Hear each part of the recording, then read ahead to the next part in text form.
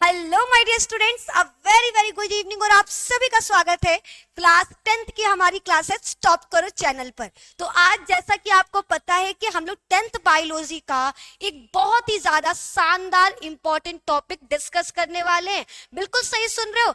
आज हम लोग 10th क्लास का एक बहुत ही ज्यादा धमाकेदार कह सकते चैप्टर स्टार्ट करने वाले जैव विकास। तो तैयार हैं आप लोग? तो ये दो पार्ट में डिवाइड किए हैं, पार्ट 1 और पार्ट 2।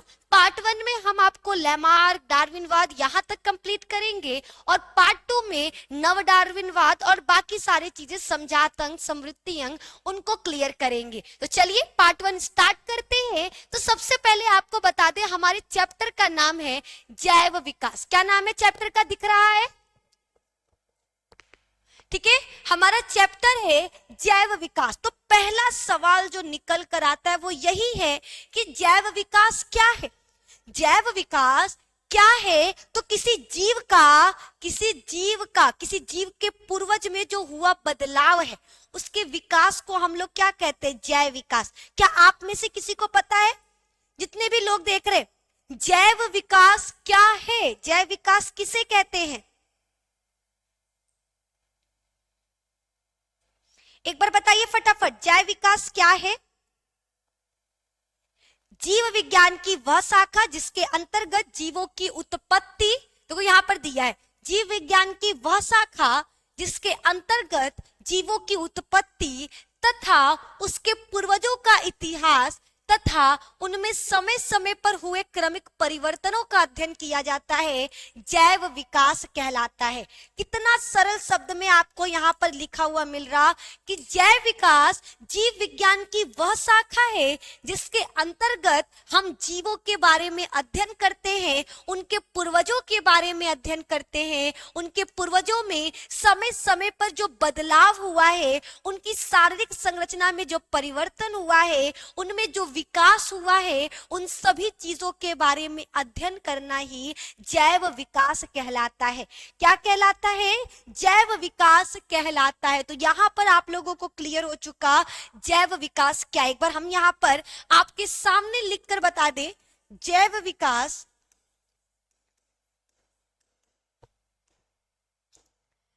किसी जीव या उसके पूर्वजों में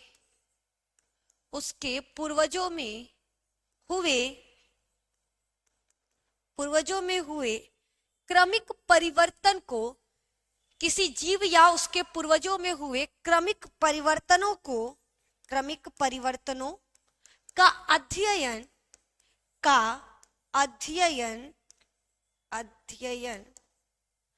जैव विकास कहलाता है।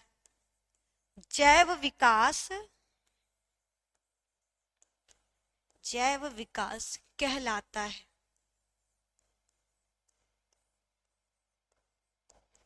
ठीक है, जैव विकास क्या है? तो किसी जीव या उसके पूर्वज के शरीर में जो क्रमिक विकास हुआ है, जो परिवर्तन हुआ है, उसके बारे में पढ़ना, उसके बारे में अध्ययन करना, इसी को हम लोग जैव विकास कहते हैं। आगे की तरफ बढ़ते हैं।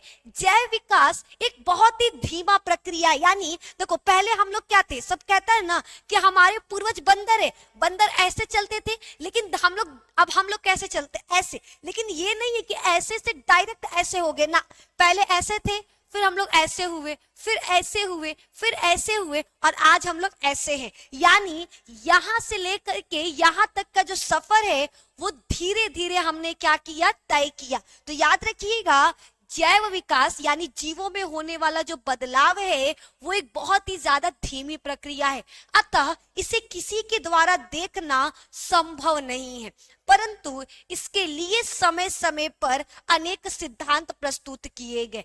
यानी जीवों का विकास कैसे हुआ, धरती पर जीव कैसे बने, आखिर बंदरों से इंसान का निर्माण कैसे हुआ, ये सारी चीजों को किसी भी व्यक्ति द्वारा देखना असंभव है, यानी संभव है ही नहीं।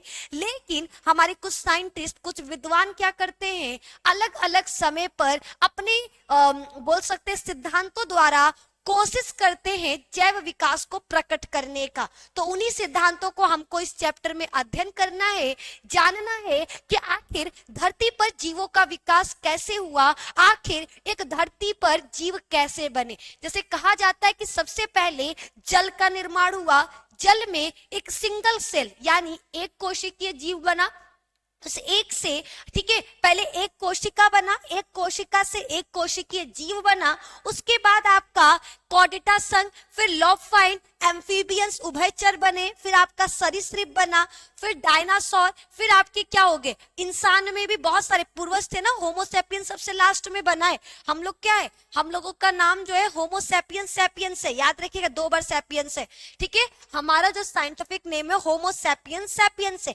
लेकिन धरती पर जीवों का विकास कुछ इस प्रकार से हुआ, ठीक है। सबसे पहले आपके एक कोशिका बना, फिर एक कोशिकीय जीव बना, फिर कॉर्डेटा संघ के जीव बने, फिर आपकी मछलियां बनी, मत्स्य वर्ग, फिर उभयचर बना, फिर सरीसृप बना, डायनासोर, फिर बंदर, फिर आपके धीरे धीरे आगे चलकर क्या हुए, मनुष्य का निर्माण हुआ। तो इस तरीके से हमारा विकास हुआ।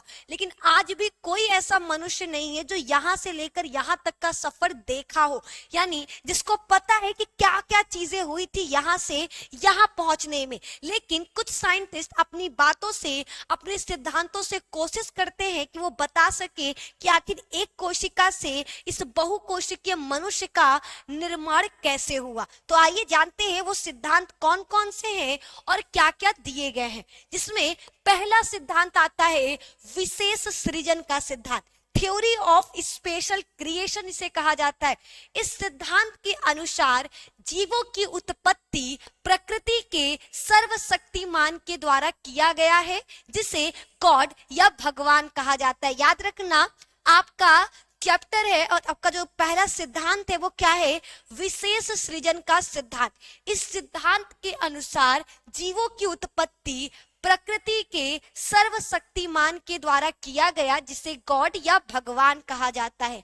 आगे की तरफ बढ़ेंगे, ठीक है। अब देखो, पहला सिद्धांत तो हमको पता चल चुका, सृजन का सिद्धांत, यानी कुछ सिद्धांत, कुछ वैज्ञानिकों का, विद्वानों का ये मानना है कि धरती पर जो इंसान बने, धरती पर जो जानवर बने, जंतु बने, पेड़ पौधा बना, सूर्य बना, चंद्रमा बना, तारा बना, ये सभी चीजें भगवान के द्वारा बनी गई हैं, ठीक है। हमारे भगवान ने अलग अलग धर्मों में अलग अलग भगवान के द्वारा बताया गया है कि इनके से हिंदू धर्म में कहा गया कि ब्रह्मा ने बनाया, तो वहीं पर ईसाई धर्म में कहा गया कि उनके यीशु ने बनाया, परमात्मा ने बनाया, ठीक है। तो वहीं पर आपका इस्लाम धर्म में कहा जाता है कि मोहम्मद ने बनाया।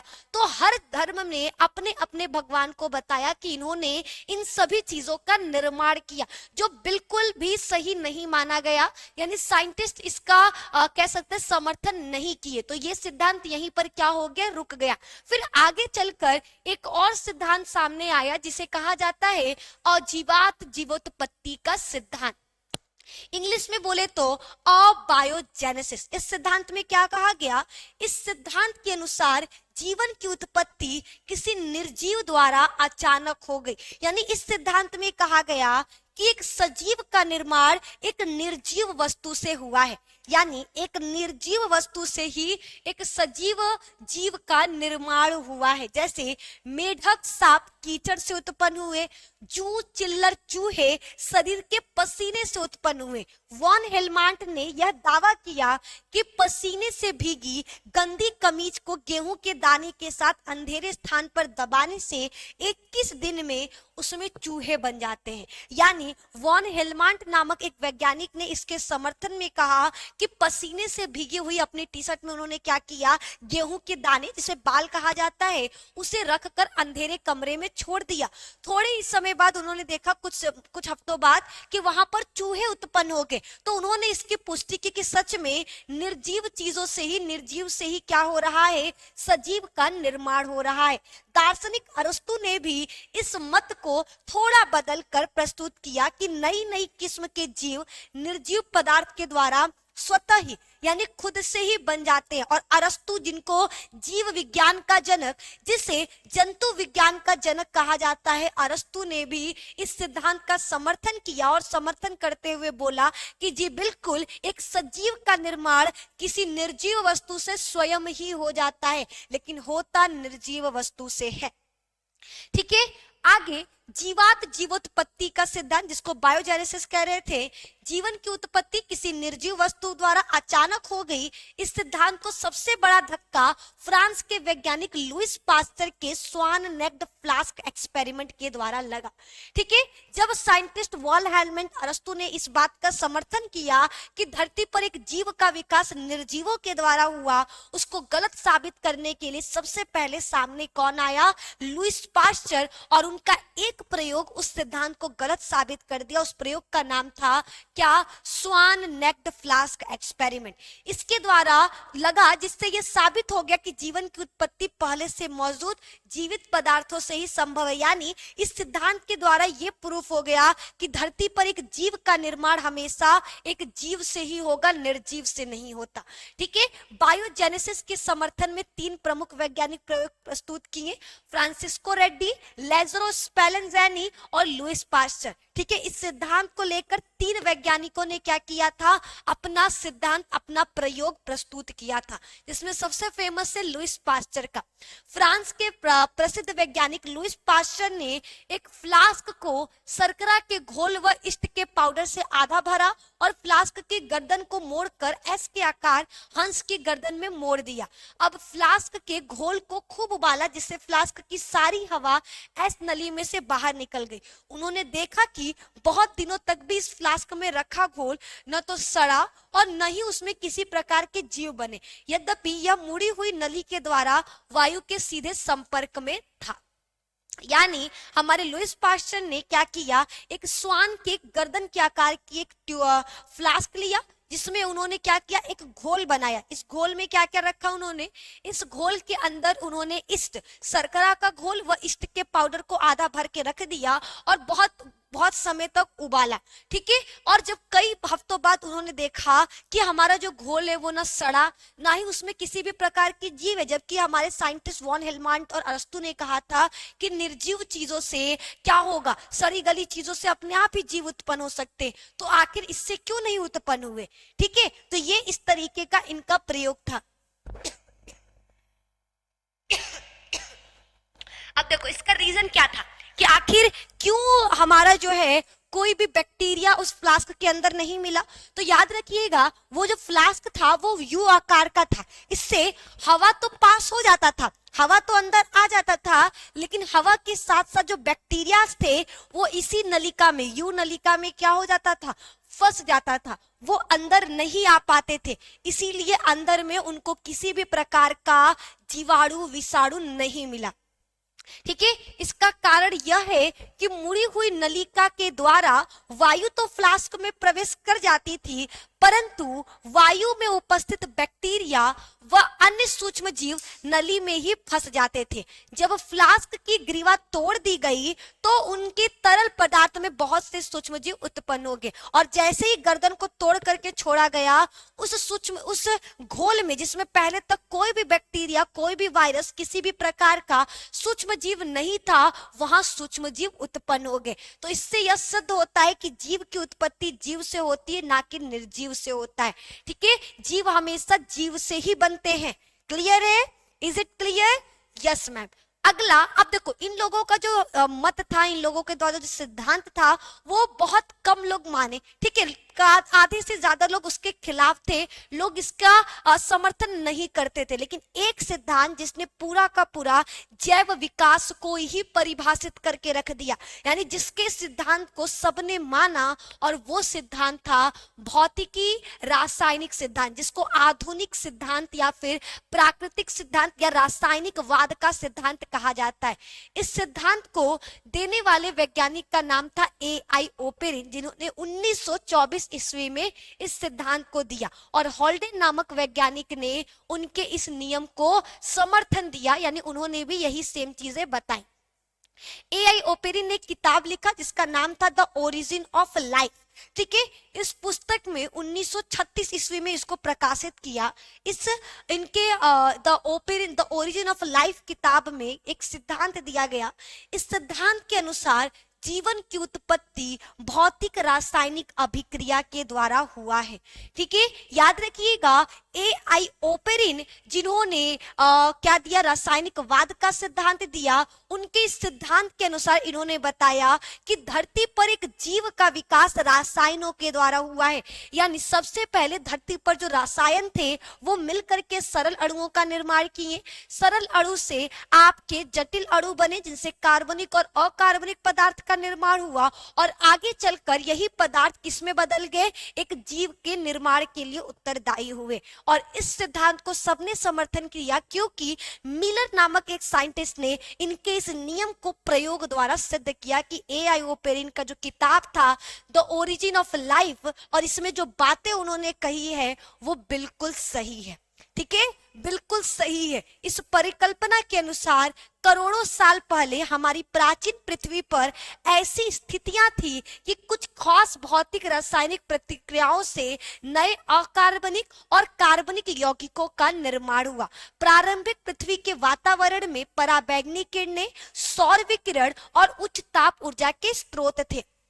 याद रखिएगा, जब हमारा पृथ्वी पहले बना था वो गर्भ भट्टी की तरह था, उस पर न जीवन था, न पानी था, न कुछ था। तो आखिर उस पर धरती पर जीव कैसे बने? तो सबसे पहले हमारे एओपेरिन ने बताया कि सबसे पहले जो छोटे छोटे हमारे अणु थे वो आपस में मिलकर क्या किए, सरल अणुओं का निर्माण किए। जैसे कार्बन और हाइड्रोजन, ये मिलकर मीथेन बनाया। नाइट्रोजन और हाइड्रोजन मिलकर अमोनिया का निर्माण किया। ऑक्सीजन और हाइड्रोजन आपस में मिलकर जल बनाए, और फिर जल से ही क्या हुआ, जीवन की उत्पत्ति हुई। तो उनके इस सिद्धांत को सभी साइंटिस्टों ने बहुत सराहा, सभी वैज्ञानिकों ने उनके इन सिद्धांतों को क्या किया, समर्थन दिया, लोग इसको स्वीकार किए। ठीक है, तो AI ओपेरिन के द्वारा दिया गया रासायनिकवाद का सिद्धांत, इस सिद्धांत में जिन्होंने बताया था कि धरती पर जीवों का विकास रसायनों से हुआ है। तो अभी तक में हमने देखा कि धरती पर जीवों को विकास, धरती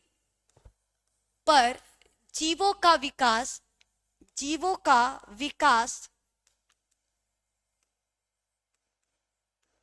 इसे लेकर कई सारे सिद्धांत दिए गए। जैसे पहला विशिष्ट सृजनवाद सिद्धांत, विशिष्ट सृजनवाद सिद्धांत,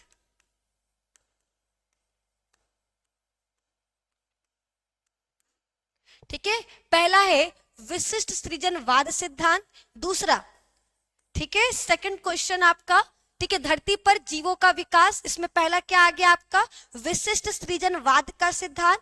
दूसरा देखते हैं, सेकंड था हमारा वो अजीवोत उत्पत्ति सिद्धांत, अजीवोत्पत्ति सिद्धांत।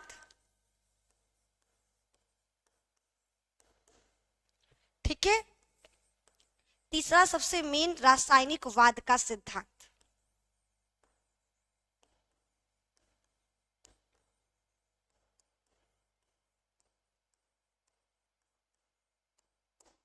ठीक है, ये आपको याद रखना है, ये आपको क्या करना है, याद रखना है।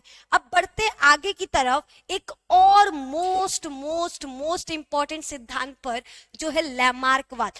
बोर्ड परीक्षा में लैमार्कवाद और डार्विनवाद हर साल आ रहा है। यानी जो बच्चे लैमार्कवाद और डार्विनवाद को तैयार नहीं किए हैं उनको हो सकता है थोड़ा सा गड़बड़, बिकॉज बोर्ड परीक्षा में हर साल या तो लैमार्कवाद या तो डार्विनवाद देता ही देता है। तो आपको हर हालत में लैमार्कवाद और डार्विनवाद को तैयार करना होगा। तो आइए सबसे पहले जानते हैं लैमार्कवाद क्या है।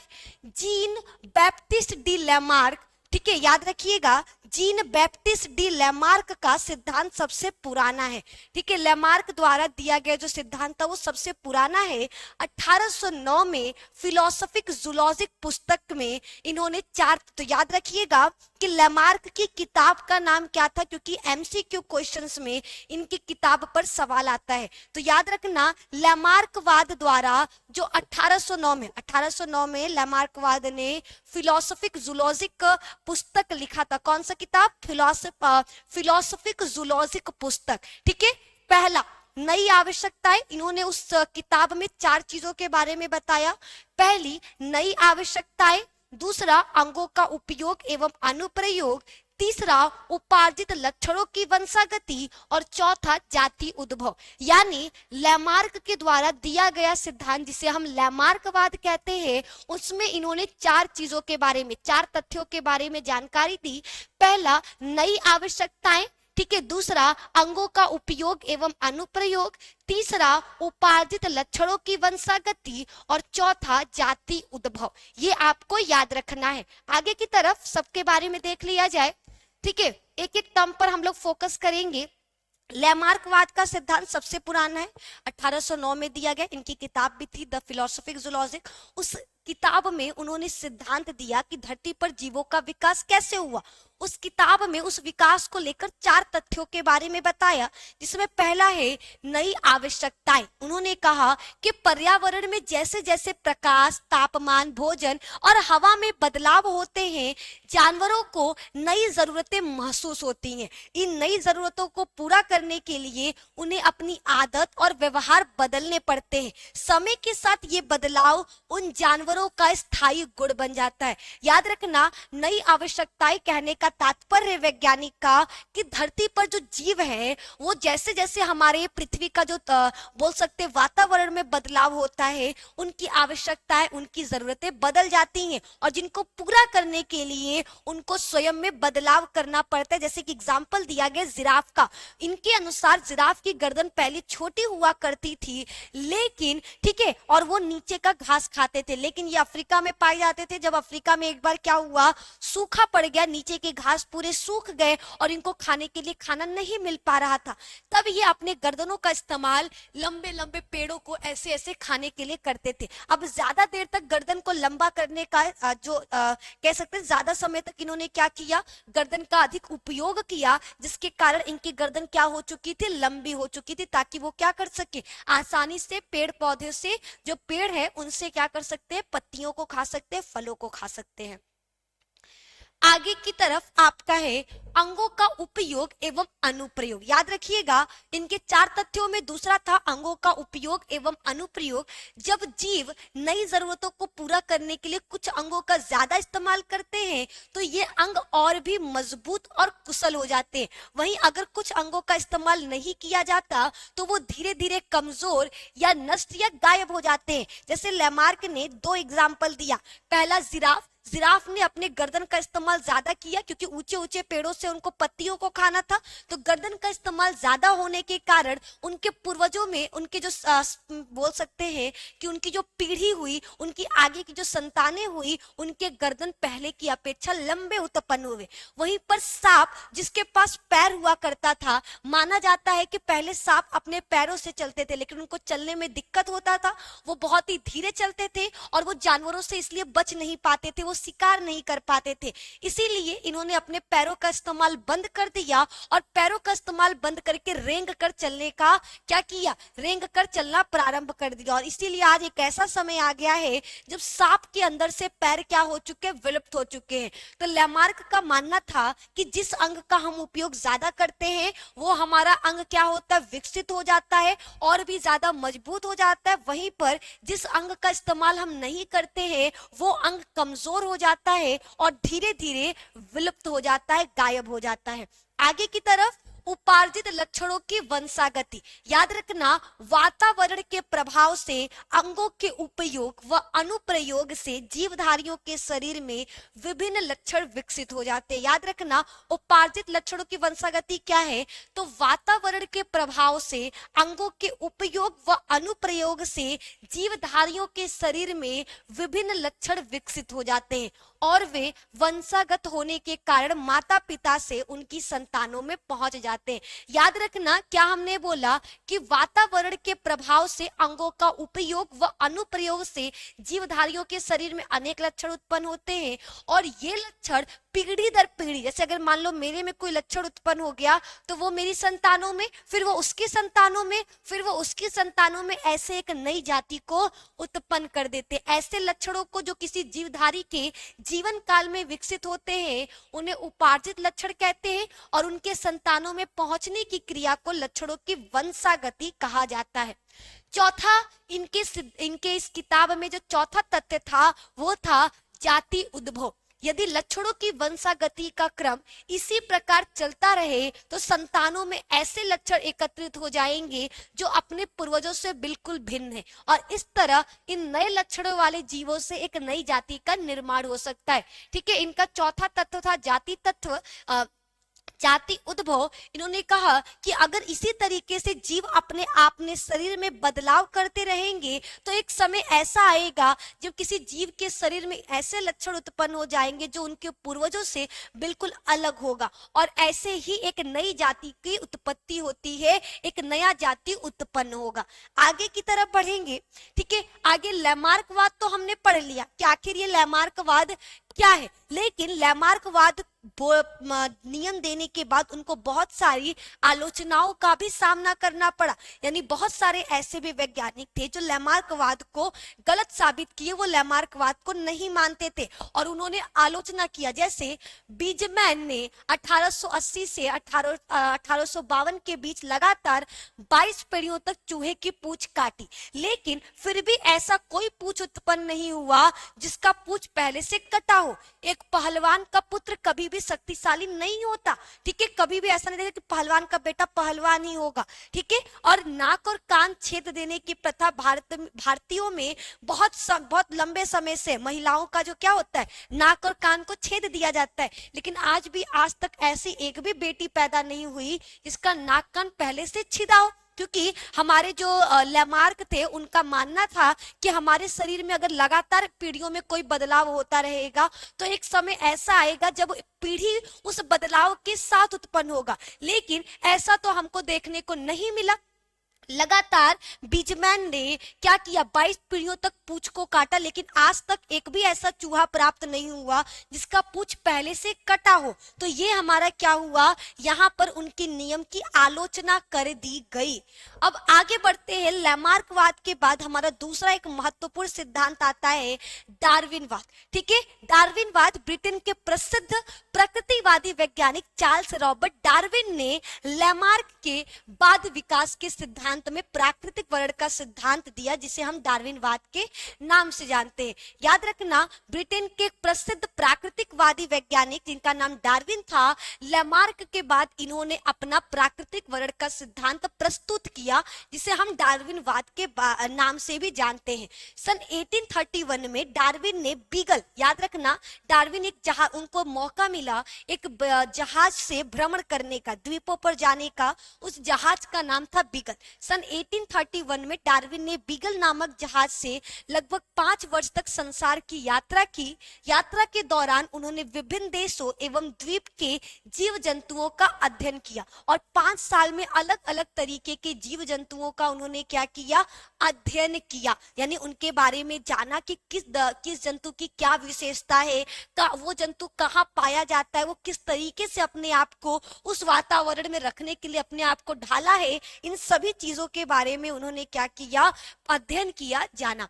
लगभग 20 वर्षों के अध्ययन के पश्चात 1859 में विकास के संबंध में अपने सिद्धांतों को प्राकृतिक वर्ण द्वारा जातियों का उत्पत्ति यानी origin of species by natural selection नामक पुस्तक में प्रकाशित किया। याद रखना, दोनों की बुक बहुत इंपॉर्टेंट है। डार्विन की बुक का नाम आपको याद रखना है और आपको लैमार्क के बुक का भी नाम याद रखना है, फिलोसफी ऑफ जूलॉजी, और इनकी किताब का नाम था origin of species by natural selection. इनकी इस किताब का नाम था, ठीक है, जिसमें उन्होंने थ्योरी ऑफ नेचुरल सिलेक्शन दिया और उस सिद्धांत में उन्होंने 6 तथ्यों के बारे में अध्ययन किया।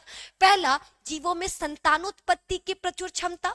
दूसरा, जीवन संघर्ष। तीसरा, योग्यतम की उत्तरजीविता। चौथा, विविधता। पांचवा, वातावरण से अनुकूलन, और छठा है नई जातियों की उत्पत्ति। तो इस तरीके से इन्होंने कुल 6 सिद्धांतों पर, 6 तथ्यों पर क्या किया, अध्ययन करके अपना सिद्धांत प्रस्तुत किया। ठीक है, तो एक एक करके हम लोग पढ़ने वाले। पहला है संतानोत्पत्ति की क्षमता। तो डार्विन के अनुसार प्रत्येक जीवधारी में प्रजनन द्वारा संतान उत्पन्न करने की अपार क्षमता होती है। पैरामीशियम 1 घंटे में 3 बार प्रजनन करता है। समुद्री मछली एक ब्रीडिंग सीजन में 1 मिलियन अंडे देती है। साल्मन फिश एक ब्रीडिंग सीजन में 2 करोड़ 80 लाख अंडे देता है। अगर स्तनधारियों में पूछा जाए सबसे कम बच्चा कौन देता है तो वो आपका हाथी है, जो अपने पूरे जीवन काल में केवल 6 बच्चे ही दे सकता है, 6 बच्चे को ही जन्म दे सकता है। देखो, डार्विन ने कहा कि धरती पर जितने भी जीव है उनमें अपार क्षमता है संतान उत्पन्न करने की, लेकिन फिर भी जो बैलेंस है धरती पर जीवों का बैलेंस है वो बना हुआ है। ऐसा नहीं है कि धरती पर कुत्तों की संख्या ज्यादा है, इंसानों की संख्या कम या बिल्लियों की संख्या ज्यादा है, जबकि इन लोगों में सबसे ज्यादा संतान उत्पन्न करने की आप बोल सकते हैं प्रचुर मात्रा में क्षमता है। उसके बाद भी धरती पर क्या बना हुआ है, एक बैलेंस बना हुआ है। ठीक है, तो जंतुओं को पैदा होते ही जल, प्रकाश, भोजन एवं सुरक्षित स्थान की आवश्यकता होती है। अतः जब अधिक संख्या में जंतु पैदा हो जाते हैं तो इन आवश्यकताओं को पूर्ति के लिए संघर्ष करते हैं। ठीक है, सजातीय संघर्ष, अंतरजातीय संघर्ष और वातावरणीय संघर्ष। इन संघर्षों को करते वक्त ही क्या होते, आधे से ज्यादा लोग जो संघर्ष में हार जाएंगे वो मर जाते हैं या फिर धरती से विलुप्त हो जाते हैं। इस तरह से धरती पर जो जनसंख्या है वो बना रहता है, वो बैलेंस रहता है। ठीक है, आगे की तरफ जीवन संघर्ष, दूसरा उन्होंने जीवन संघर्ष के बारे में बताया था। जीवन संघर्ष में वे ही जीव सफल होते हैं जो अपने आप को वातावरण में निरंतर होते रहने वाले परिवर्तनों के अनुसार बदलते रहते हैं। जो जीव ऐसा नहीं कर पाते वे शीघ्र ही समाप्त हो जाते हैं। संघर्ष के दौरान जिसमें सबसे अच्छी विविधता होती है, प्रकृति उसे चयन कर लेती है और उसे ही आगे की तरफ संबोधित किया जाता है। याद रखना, हमारा जो डार्विनवाद है उसमें उनका दूसरा था योग्यतम की उत्तरजीविता, यानी धरती पर वातावरण उसी को चुनता है जो योग्य होगा, जिसके अंदर अपने आप को वातावरण के प्रति अनुकूल बनाने की क्षमता पाई जाती है। धरती पर केवल वही जीव क्या कर सकते हैं, निवास कर सकते हैं और आगे की तरफ बढ़ सकते हैं। आगे की तरफ बढ़ेंगे, एक ही माता पिता की संतानें केवल जुड़वा बच्चों को छोड़कर आपस में समान नहीं होते। ठीक है, एक ही माँ बाप की जो संतानें होते हैं, बच्चे होते हैं, वो कभी सेम नहीं होते। उनके रंग रूप, आकार, अंगों की संरचना, कार्यकी में भिन्नता दिखाई देती है। ये सभी भिन्नताएं उन्हें अपने माता पिता से वंशागत रूप में मिली, यानी माता पिता से उनके में आई है। कुछ विभिन्नताएं जीव विकास के लिए लाभदायक है तो वही कुछ हानिकारक है। धीरे धीरे लाभदायक विभिन्नताएं स्थायी होकर संतान में चली जाती हैं, जिससे नई जाति की उत्पत्ति होती है। तो इसमें हमने आपको बताया कि कुछ चीजें, कुछ ऐसे आपके सिद्धांत हैं, कुछ ऐसे बदलाव है जो बच्चों में होता है जो उनके लिए लाभदायक होते हैं, और जो लाभदायक है वो उनसे उनके बच्चों में, फिर उनसे उनके बच्चों में इस तरीके से चलता जाता है, और जो हानिकारक होता है वो क्या होगा, धीरे धीरे विलुप्त हो जाएगा। आगे की तरफ वातावरण से अनुकूलन, जो प्राणी अपने आप को प्रकृति के प्रति, वातावरण के प्रति अनुकूल बना लेते हैं, जीवन संघर्ष में केवल वे ही जीवित रह पाते हैं, और जो ऐसा नहीं कर पाते वो धीरे धीरे क्या होते, धरती पर से गायब। जैसे डायनासोर, डोडो पक्षी, ये सब क्या हो चुके, विलुप्त हो चुके। ये अपने आप को वातावरण के प्रति अनुकूल नहीं बना पाए। ठीक है, नई जातियों की उत्पत्ति, जीवधारियों से उत्पन्न विभिन्नताएं एक पीढ़ी से दूसरी पीढ़ी में वंशागत होती रहती हैं। कुछ पीढ़ियों के बाद वे विभिन्नताएं एकत्रित होकर नई जाति का विकास करती हैं। नई पीढ़ी के सदस्य पुरानी पीढ़ी के सदस्यों से बिल्कुल भिन्न होते हैं। ठीक है, तो इनका कहना है कि विभिन्नताएं, हमारे शरीर में जो परिवर्तन है वो एक पीढ़ी से दूसरे पीढ़ी, दूसरे से तीसरी पीढ़ी में जाता है, और एक समय ऐसा आता है कि जो नई पीढ़ी उत्पन्न हुई है वो बिल्कुल क्या होगी, अपने पूर्वज से अलग होगी, और यहीं से एक नई जाति का क्या हो जाता है, विकास हो जाता है। तो जब उन्होंने ये सिद्धांत दिया तो उनका भी आलोचना किया गया, यानी उनके भी सिद्धांतों को गलत कहा गया। जैसे पहला, जीवों में सभी विविधताएं नहीं मांगों के अनुकूल का परिणाम नहीं हो सकती। कुछ वैज्ञानिकों का मानना है कि ऐसा नहीं है कि धरती पर जो जीवों में विभिन्नताएं उत्पन्न हो रही हैं वो केवल और केवल खुद को अनुकूल बनाने के लिए किया जा रहा है। दूसरा, पर्यावरण कारक, केवल पर्यावरण ही विभिन्नताएं उत्पन्न करने के लिए जिम्मेदार नहीं है। तीसरा, वंशानुक्रम के आनुवांशिक आधार पर कोई विचार, इसमें तो वंशागति के बारे में ही नहीं बताया गया कि धरती पर जो नई जाति का विकास है वो आनुवांशिकता के कारण हो रहा है, एक पीढ़ी से दूसरे पीढ़ी में लक्षण कैसे जा रहे, इन सभी चीजों पर इन्होंने डिस्कस ही नहीं किया था। ठीक है। अगला, इन्होंने बोला कि जो विविधताएं उपयोगी नहीं है वे भी विरासत में मिल सकती हैं। ठीक है। इनका कहना था कि जिसका उपयोग नहीं होता, जो हमारे लिए लाभदायक नहीं है, वो नष्ट हो जाते, बट ऐसा नहीं है। ठीक है। अंग बहुत सारे ऐसे हैं जो हमारे कोई काम के नहीं लेकिन फिर भी हमको विरासत में मिल रहे, जैसे अक्लदाड़ हो गया, अपेंडिक्स हो गया, ये सारी चीजों का कोई काम नहीं है लेकिन आज भी पूर्वजों के पास था तो हमारे पास भी है। ठीक है। छोटे समूहों में छोटे छोटे बदलावों से कभी भी एक नई जाति की उत्पत्ति नहीं होती। तो यहाँ पार्ट 1 में हमने क्या किया, पूरा जैव विकास और जैव विकास से रिलेटेड जितने भी सिद्धांत थे जो बोर्ड परीक्षा में आने वाले जो 10th के पेपर के लिए बहुत ही ज्यादा कह सकते हैं महत्वपूर्ण है, उन सभी चीजों को हमने आज के इस वीडियो में डिस्कस कर दिया। आई होप ये वीडियो आप लोगों के लिए यूजफुल रहा हो। वीडियो पसंद आए तो प्लीज वीडियो को लाइक करिए, दोस्तों के साथ शेयर करिए और अगर हमारे चैनल पे नए हैं तो चैनल को सब्सक्राइब कर लीजिए ताकि इसी तरह से आपको वीडियोस मिलते रहे। बहुत मेहनत लगा, बहुत ज्यादा डीप में हमने नहीं पढ़ाया, बहुत ही इजी लैंग्वेज में आपको सभी चीजों को क्लियर करने की कोशिश की। तो आई होप ये वीडियो आप लोगों को पसंद है। प्लीज वीडियो को लाइक करिए, दोस्तों के साथ शेयर करिए और अगर हमारे चैनल पे नए हैं तो चैनल को सब्सक्राइब कर लीजिए। बहुत बहुत धन्यवाद। मिलते हैं नेक्स्ट क्लास में जहां पर इसी तरीके से क्लास 10th बायोलॉजी का एक और मोस्ट इंपॉर्टेंट टॉपिक डिस्कस किया जाएगा। Thank you so much.